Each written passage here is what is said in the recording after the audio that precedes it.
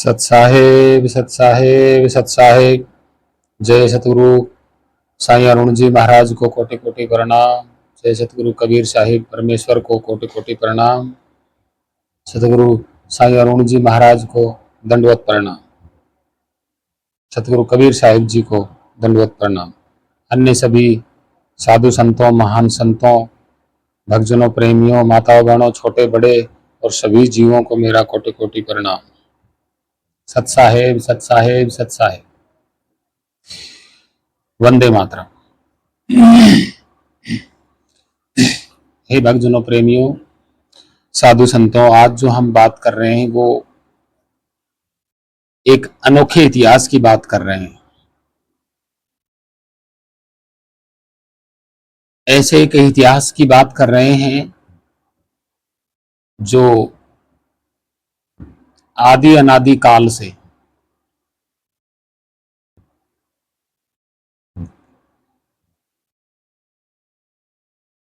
कुछ कारणों से, मतलब कुछ कारण ऐसे हो गए जिनसे वो दब गया। खत्म नहीं हुआ, दब गया, मतलब दब गया। तो जिस इतिहास की हम बात कर रहे हैं वो इतिहास किसी और का नहीं है। इस शरीर में जो बैठा है उसका इतिहास है।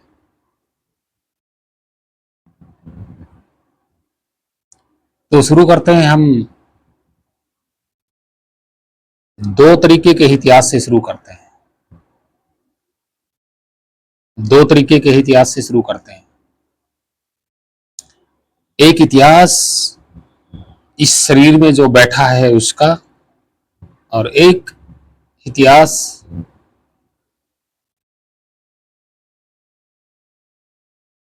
इस शरीर का। दोनों ही इतिहास आज हम लेके चलते हैं। दोनों की बराबरता देखते हैं। तो भक्तजनों, प्रेमियों, इस अनोखे इतिहास को सुनने से पहले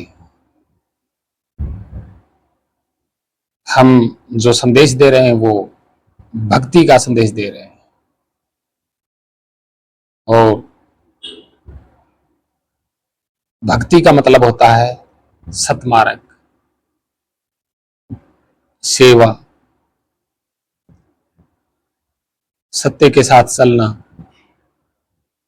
करुणा, दया, प्रेम, सबको एक समान समझना, सबको बराबर समझना, क्षमा कर देना, ये है भक्ति। तो हे मानव, अगर इस रास्ते पे चलोगे तो ही आपकी भक्ति होगी, अन्यथा नहीं होगी। तो हम भक्ति का इतिहास ही शुरू कर लेते हैं कि भक्ति होती क्या है।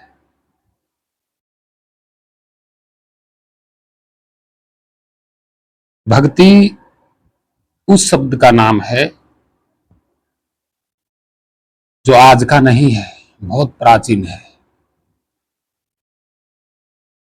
ये जो भक्ति शब्द है यह आपके वेदों, पुराणों, रामायण, महाभारत, इनसे भी प्राचीन है।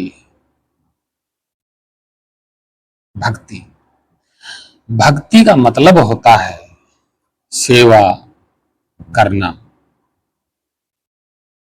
जीवों की, मानव की, सबकी, सभी प्राणियों की सेवा करना। सेवा करना ही भक्ति होती है। सत्य के साथ रहना, दया, करुणा, प्रेम, ये होता है। और भक्ति का मतलब होता है सेवा करना, प्रेम से, दया से, करुणा से, सत्य के साथ चलकर, ये होती है भक्ति।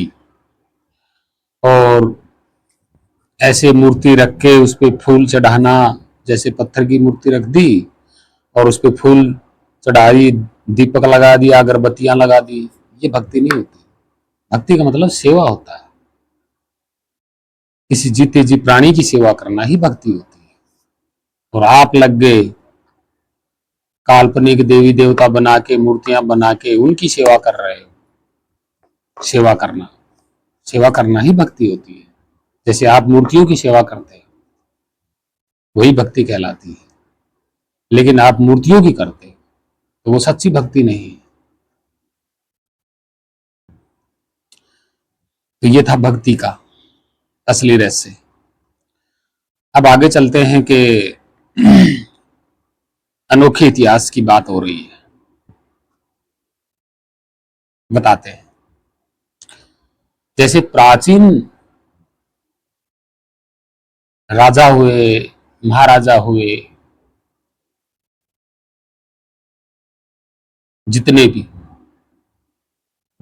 जहां तक हमारी इतिहासकार ढूंढ चुके हैं, जैसे सिंधु घाटी सभ्यता, बहुत सारी ऐसी सभ्यता निकली हैं धरती पे, और जो उनका सामान मिला है, ईंटें मिली हैं, मकान मिले हैं, एक तो वो होता है बॉडी, शरीर, मतलब कोई भी शरीर का इतिहास मिलना दबा हुआ। देखिए, खुदाई होने से पहले, किसी भी इतिहास की खुदाई होने से पहले भी वो मौजूद होता है, और खुदाई होने के बाद वो उजागर होता है, सबके सामने आता है कि हाँ, ये हुआ था और ये है, जिसको बोलते हैं इतिहास। जैसे प्राचीन राजाओं महाराजाओं की, जैसे मौर्य काल का सम्राट अशोक का इतिहास लगाओ, या उनके पूर्वजों का इतिहास लगाओ, तो सम्राट अशोक का जो इतिहास है वो 1700 ईस्वी में उजागर नहीं था, बिल्कुल नहीं था। मतलब उसके जो स्तूप हैं, उसके स्तंभ हैं, वो थे जरूर, लेकिन ये नहीं पता था लोगों को ये हैं किसके, किस राजा ने बनवाए, कौन था वो, क्या है ये। जो बड़े बड़े खंबे, ईंटों के बनाए हुए बड़े बड़े टीले, स्तूप, ये कहानियां चलती थी, लेकिन मेन जो इतिहास है वो मिट्टी में दबा हुआ था, लोगों की सोच के कारण दबा हुआ था। ये तो है शारीरिक वस्तुता, ये इतिहास माना जाता है शरीर का, वस्तु का, जो आंखों से दिखाई दे।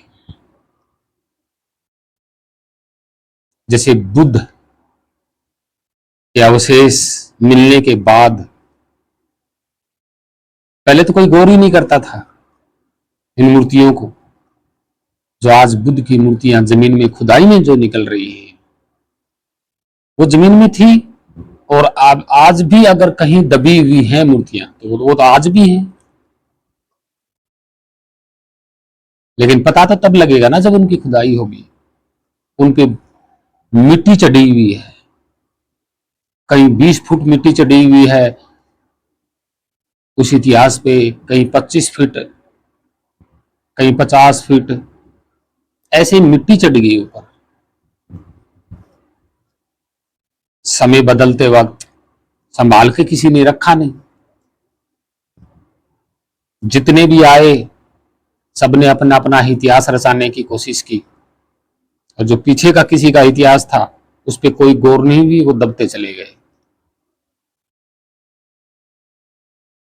लेकिन बुद्ध से पहले भी अगर किसी का इतिहास है प्राचीन कला में या पत्थर में जो भी, तो वो तो आज भी है, दबा हुआ है। जो हुआ है उसका इतिहास तो दबा हुआ है, और जो काल्पनिक है, जो कभी हुआ ही नहीं, जो मन की कल्पना से जो इतिहास रचे गए हैं किसी किसी का, तो उनका नहीं मिलेगा कभी। काल्पनिक रचनाओं, कहानियों का, कथाओं का कोई इतिहास कभी नहीं मिलता, और जिनका इतिहास है वो मिट्टी में दबा हुआ है, जो धीरे धीरे करके आज भी खुदाई हो रही है तो मिलते हैं। 1800 के बाद परिपूर्ण इतिहास साबित हुआ सम्राट अशोक का, जो उसकी निशानी शेर की निशानी थी उसकी, और जैसे आज हमारे नोटों पे शेर की छाप चल रही है, उसका संपूर्ण इतिहास है आज,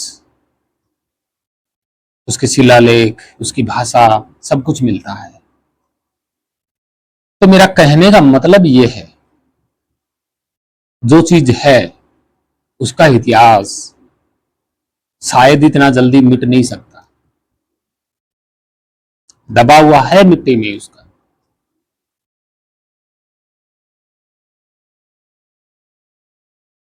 और अब चलते हैं इस शरीर के अंदर जो बैठा है उसका इतिहास। ठीक जैसे प्राचीन बुद्ध सम्राट, अन्य राजाओं जैसे इतिहास नीचे जमीन में दबे हुए हैं, इस जीव का इतिहास भी ऐसे ही दबा हुआ है। इस जीव के इतिहास पे इस शरीर में न जाने कितनी परत लगी हुई है मिट्टी की, हल्की भारी परत लगी हुई है जीव के इतिहास पे, और वो इतिहास जीव का आज भी खड़ा है, लेकिन खुदाई कोई नहीं कर रहा, कोई नहीं जान पा रहा खुदाई करके। ये अनोखा इतिहास है जो आज भी है, और ये इतिहास तो कभी मिट ही नहीं सकता, कभी मिटने वाला इतिहास नहीं है ये। हाँ, दब गया और दबता चला जा रहा है।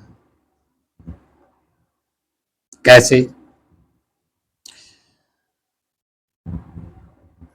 इसी जीव का इतिहास, पहले तो इस जीव अपने आप को भूल गया। पहली परत मिट्टी की भूल, जो भूल है ये परत है जीव के ऊपर। फिर आशा, तृष्णा, मोह, लोभ, लालच, अहंकार, अभिमान, ये परत पे परत चढ़ती गई।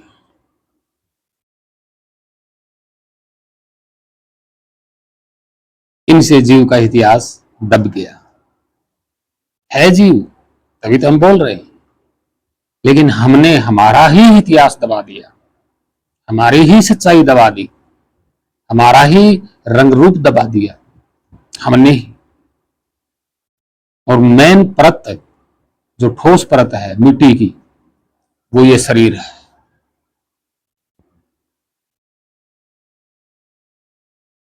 जीव तो आज भी हाजिर है, लेकिन कोई विरला होगा जो इन परतों में अंदर जाके विचार करेगा, यानी कि खुदाई करेगा, तो ये इतिहास आज भी उजागर है, आज भी है। और ये इतिहास आया कहां से? तो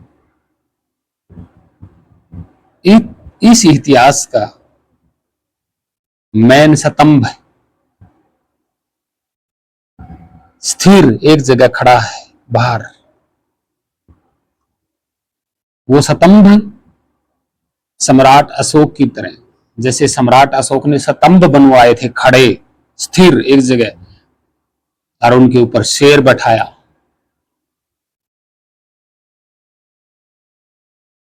निशानी के लिए। और उन स्तंभों पे मिट्टी नहीं चढ़ी हुई, आज भी सीधे खड़े हैं। जहां भी कहीं कहीं खड़े किए हैं सम्राट अशोक ने, वहां आज भी खड़े हैं सीधे। तो जो परमात्मा स्तंभ है, स्वयं स्तंभ खड़ा है, परमात्मा स्थिर एक जगह, परमात्मा स्तंभ खड़ा है। उस पे किसी भी प्रकार की ना जमीन की मिट्टी है, ना प्रकाश की मिट्टी है, ना प्रकाश, कुछ नहीं चढ़ा हुआ। जैसा आदि अनादि काल से जो स्तंभ है, परमात्मा स्वयं स्तंभ बन के खड़ा है स्थिर एक जगह, वैसा का वैसा आज भी है। और ये जीव उसी का ही अंश है। जीव इतिहास यहां दबा हुआ है, और जो जीव का मेन मूल इतिहास है वो बाहर निरंतर स्तंभ खड़ा है। और वही स्तंभ स्वयं परमात्मा है। वो स्तंभ स्वयं परमात्मा है। वो स्तंभ आज भी है, हर जगह है, लेकिन दिखाई किसी को नहीं दे रहा। दिखाई किसी को नहीं दे रहा। उस स्तंभ पे क्या चढ़ाया हुआ है?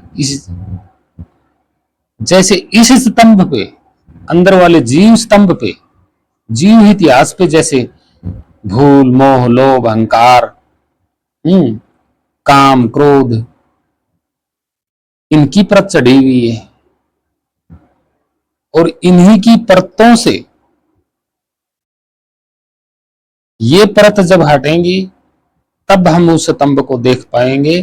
और अंदर जो जितना ये स्तंभ गड़ा हुआ है, इस जमीन में, इस मिट्टी में, इस पृथ्वी में, जो परमात्मा स्वयं स्तंभ है, और जितना स्तंभ इसमें है वो हम सारा देख पाएंगे। लेकिन इसकी मिट्टी परत जो है वो हटानी होगी, गहराई में जाना होगा, खुदाई करनी होगी। कैसे? विचार से खुदाई करनी होगी। खुदाई कैसे करेंगे? किसी सच्चे सतगुरु की शरण में जाइए, वो आपको भेदी फावड़ा देंगे, भेदी औजार देंगे, मतलब भेद देंगे। वो भेद ही औजार है, फावड़ा है खुदाई करने का। उससे आप खुदाई करेंगे और एक एक परत को हटाएंगे, तब वो स्तंभ, वो इतिहास आपको नजर आएगा। तरीका, ज्ञान, भेद देंगे स्तंभ का, ज्ञान का औजार देंगे, फावड़ा देंगे, और आप खुदाई करेंगे। और उस रियल आदि अनादि काल से जो स्तंभ खड़ा है, उसका इतिहास आपको मिल जाएगा। आज भी है वो, सिर्फ आप ही के कारण दबा हुआ है। आपने खुद ने ही अपना इतिहास दबा लिया, माया की परतों से, माया की मिट्टी से दबा लिया। और कुछ रहा खाया और मिट्टी डल गई। वो कौन सी? भ्रम की मिट्टी, भागदौड़ की मिट्टी, पाखंड की मिट्टी, ये और डल गई ऊपर, तो ये परत बहुत मोटी हो गई। और आज भी ये मानव अपने ही ऊपर पाखंड की, धर्म की, जाति की, भेदभाव की, मार काट, हत्या और कर्म कांड, पूजा पाठ, मन काल्पनिक कथाएं, कहानियां, मोह लोभ लालच की मिट्टी डालता ही जा रहा है अपने ही ऊपर, अपने ही इतिहास पे, जीते जागते इतिहास पे। मिट्टी कुछ अंदर से डाल ली, कुछ बाहर से डाल ली, और डालता ही जा रहा है।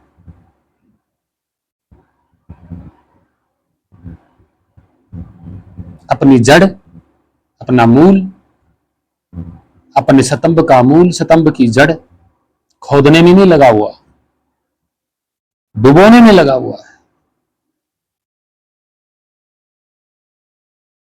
लेकिन जीव खुद समय है, अपने ही ऊपर माटी डाल रहा है, दबाने की कोशिश कर रहा है। तो हे मानव, ये हमारा, यानी कि हमारे, हम का, जीव का ये अनोखा इतिहास है। इस इतिहास की, यह इतिहास शरीर में ही मौजूद है, स्तंभ है, खड़ा है एक जगह। जितना अंदर है स्तंभ, जड़, मूल, ऊपर भी है वही सेम। न इसका रंग है, ना रूप है, न कहीं आता है ना जाता है, स्थिर है एक जगह, एक रस, निरंतर, कभी न मिटने वाला, कभी न मिटने वाला वो स्तंभ है। ना कभी छोटा है होगा, ना कभी बड़ा होगा। उसी स्तंभ से ये सब कुछ टिका हुआ है। वो स्तंभ डिगने वाला नहीं। तो हे मानव, आप समय एक स्तंभ हो, क्लियर हो बिल्कुल, लेकिन इस मिट्टी में दबे हुए हो, और फिर भी हो, और बाहर से डाल रहे हो। ऊंच नीच, जाति पाति, धर्म कर्म कांड पाखंड की और भ्रमित बातों की, काल्पनिक बातों की, कथा कहानियों की, मोह लोभ लालच की मिट्टी डालते ही जा रहे हो, दबते ही जा रहे हो।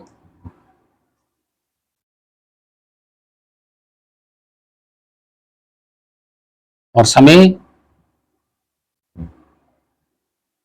का चक्कर चल रहा है, आप अपने समय को बर्बाद कर रहे हो, मिट्टी पर मिट्टी डालते जा रहे हो, और लास्ट तक पूरा दबा लेते हो। इतना वजन हो जाता है कि आपको ही ये शरीर छोड़ना पड़ता है।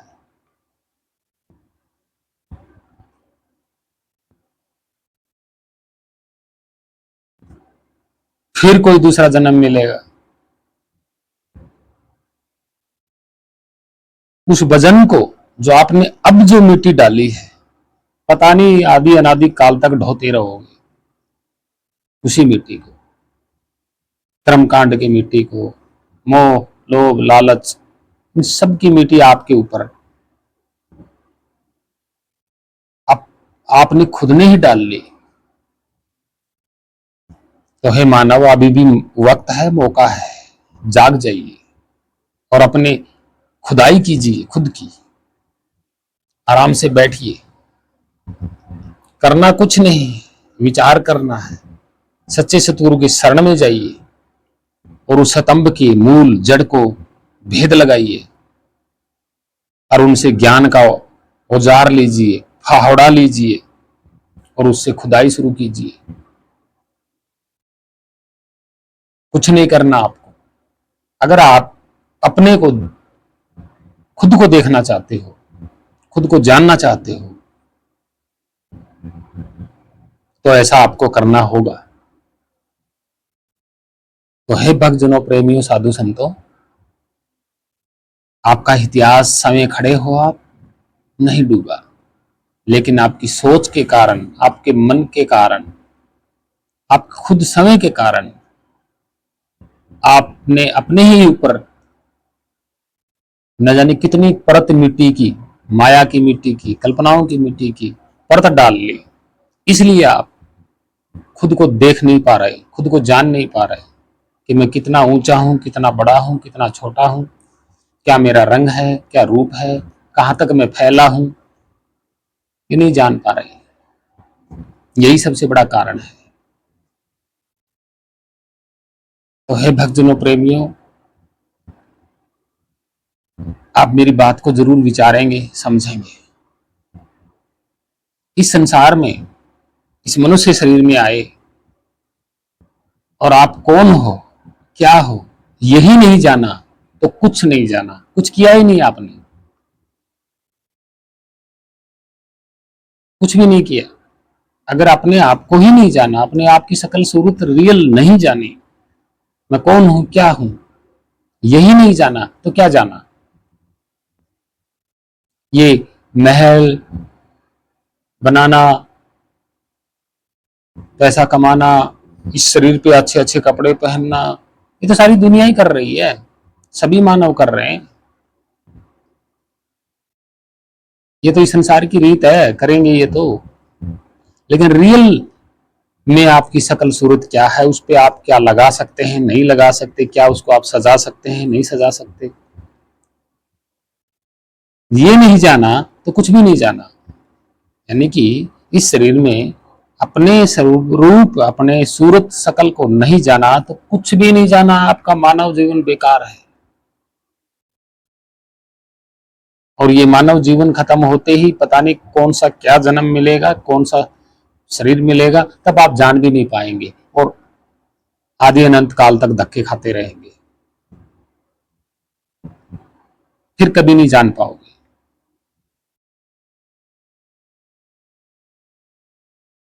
क्योंकि ये तो साथ चलना नहीं है। हे मानव, इसको देख के मत चल, इस शरीर को, इस शरीर पे धर्म, जातियां, भेद भाव, ऊंच नीच, रंग रूप इस पे लगा हुआ है, इसको देख के मत चल। आप कौन हो अंदर, उसको जान के चल।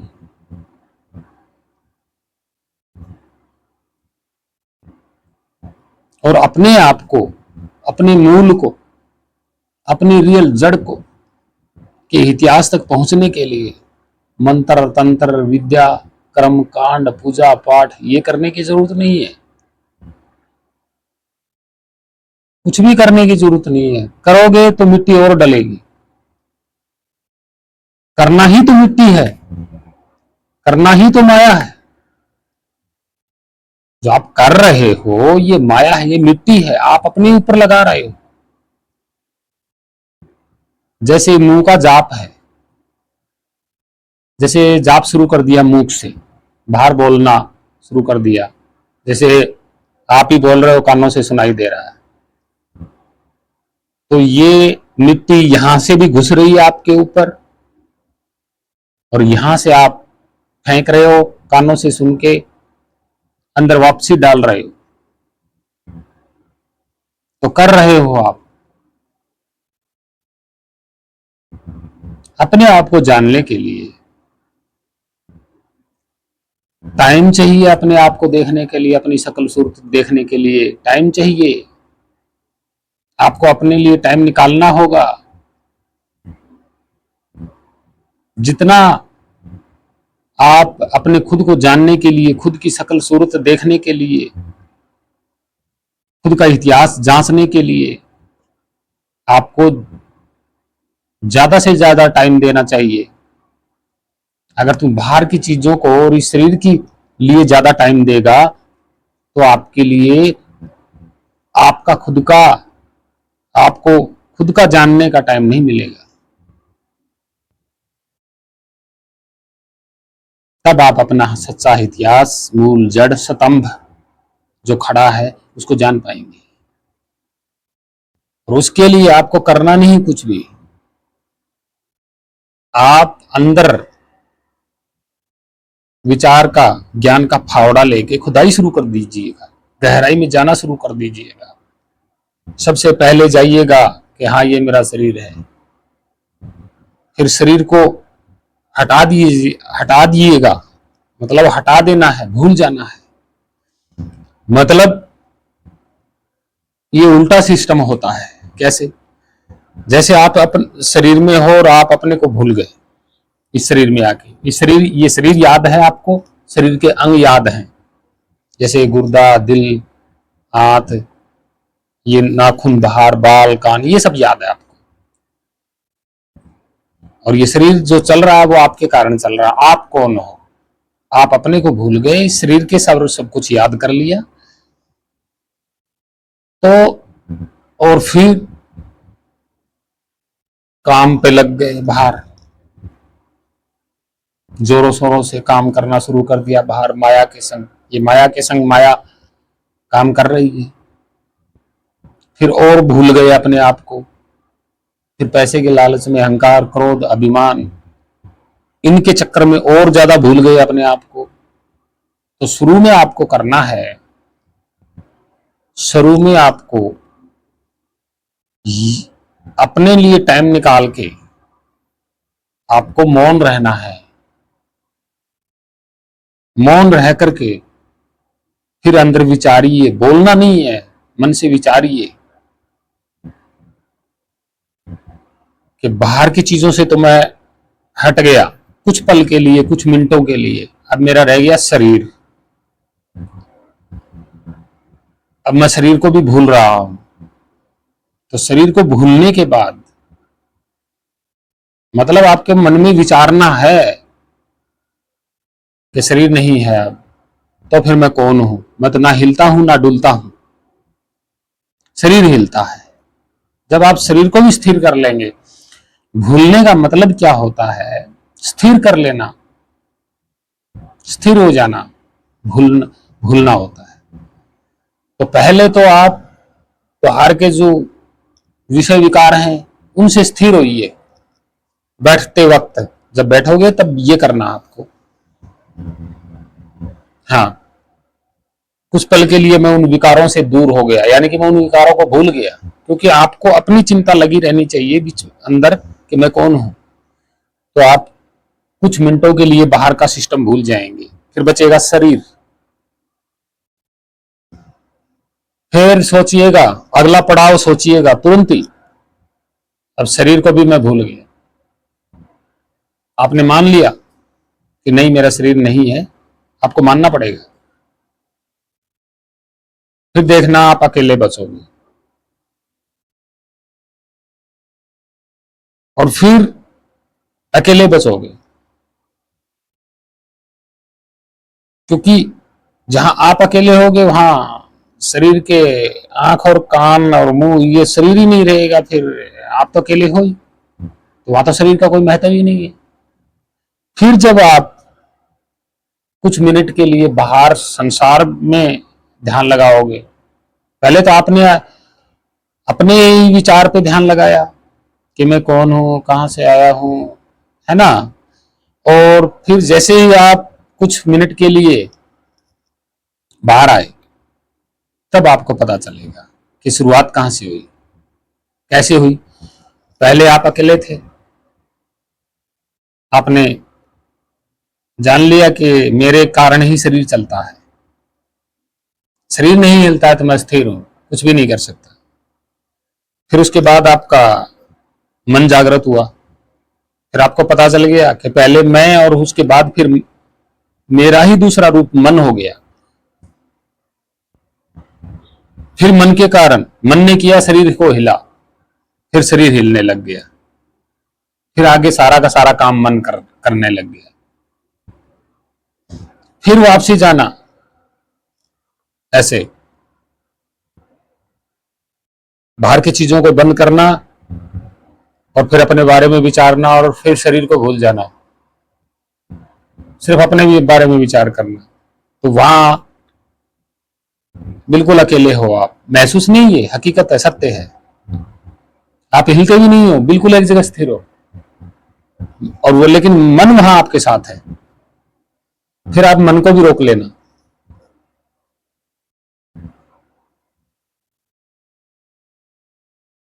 फिर वापसी आना, बाहर बाहर ध्यान आना। तब आपको पता चलेगा कि मैं, फिर मैंने ही मन को जागृत किया, और फिर मन ने कहा, मन ने आगे शरीर को जागृत किया, और फिर ये सारे कार्य शुरू हो गए मन के कारण ही। तो दूसरा जो स्वरूप है वो मन है आपका, वही चित्त है, वही आप हो। ये आगे जो तरह तरह के गुण निकले हैं आपसे ही निकले हैं। जब आप मन को भी नहीं हिलाएंगे, शरीर को भी नहीं हिलाएंगे, तो आप समय अकेले हो।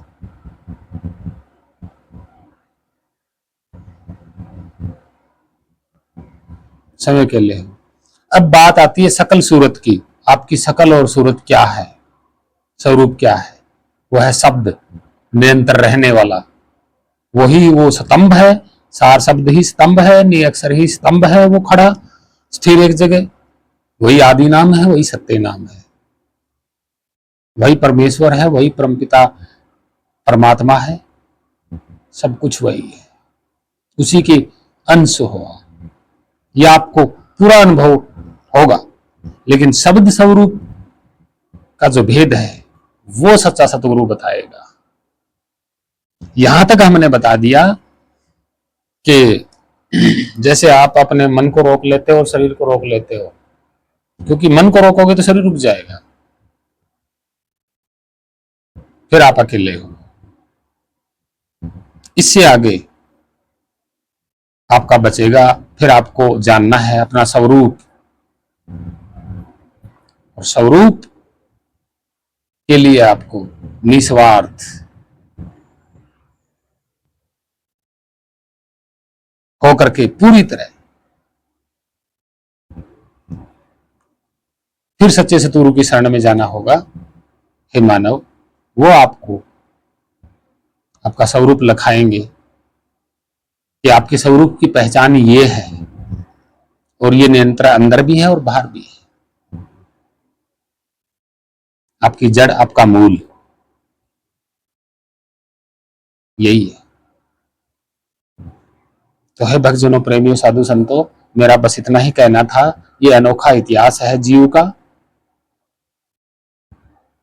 तो इसे विचारिए, अपना ही इतिहास खोजिए, समय अपने को ही खोद करके, अपने जो अपने ऊपर जो तरह तरह की मिट्टी, यानी कि काम, क्रोध, मोह, लोभ, अहंकार, आशा, तृष्णा, ये जो कर्म कांड, भ्रमित, काल्पनिक, ये जितनी भी परत लगी है आपके ऊपर लगी है, आप अपने आप को पूरी तरह दबा हुआ महसूस कर रहे हैं। तो जैसे जैसे एक एक परत हटाएंगे तो आप बिल्कुल हल्के हो जाएंगे और लास्ट में अकेले होंगे।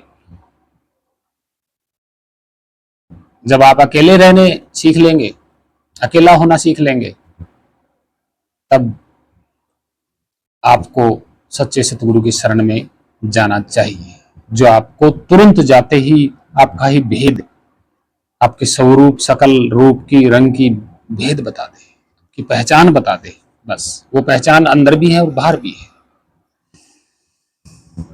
तो है भक्तजनों, प्रेमियों, ये था अनोखा इतिहास किसका? जीव का।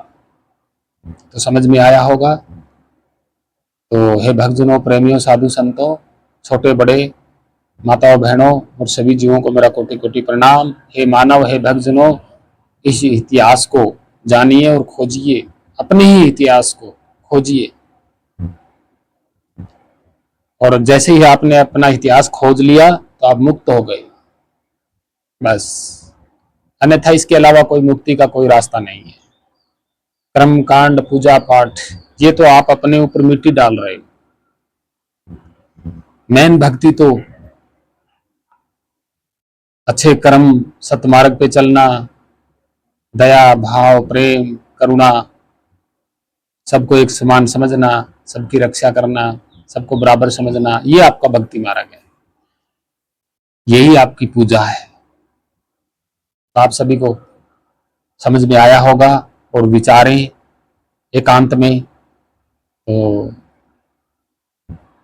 अगली वीडियो में और बताएंगे आगे। तो मानव पंथ एक है चैनल में आपने ये सुना, बहुत बहुत धन्यवाद।